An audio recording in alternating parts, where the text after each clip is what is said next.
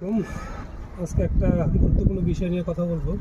সেটা হচ্ছে যারা দোকানদার আছে তাদেরকে উদ্দেশ্য করে আজকের ভিডিওটা। আসলে অনেক সময় দেখা গেছে আপনার পাইপটা থাকে এক কোম্পানি, ফিটিংস থাকে এক কোম্পানি। এটা যে কোনো পাইপ হতে পারে, ইপিভিসি, সিপিভিসি, যে কোনো কোম্পানির পাইপ হতে পারে, ফিটিংস হতে পারে। কিন্তু সবসময় খেয়াল রাখবেন, যে কোম্পানির পাইপ দেন ওই কোম্পানির যেন ফিটিংসটা হয়। দেখেন এখানে যদি আমি দেখা ভালো করে, এই পাইপ ফিটিংসটা হচ্ছে ইরা, আর এটার মধ্যে অবশ্য নাই। আর এই পাইপটা হচ্ছে এন মোহাম্মদ।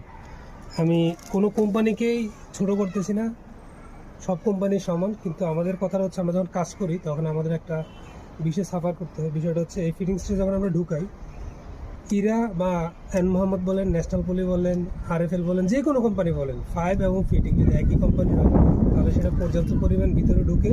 এটা যদি আমি দেখাই তাহলে একটু বুঝতে পারবেন। আর কতটুকু ভালো দেখা যাচ্ছে আমি বলতে পারবো না। এটা কিন্তু ফুল ঢুকে নাই, অর্ধেকটা ঢুকছে।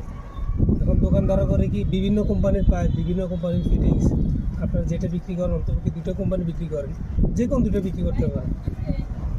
সেই ক্ষেত্রে আপনারা অবশ্যই খেয়াল রাখবেন যেন এই ফিটিংসগুলো একই কোম্পানি থাকে, একই কোম্পানি দিয়ে থাকেন।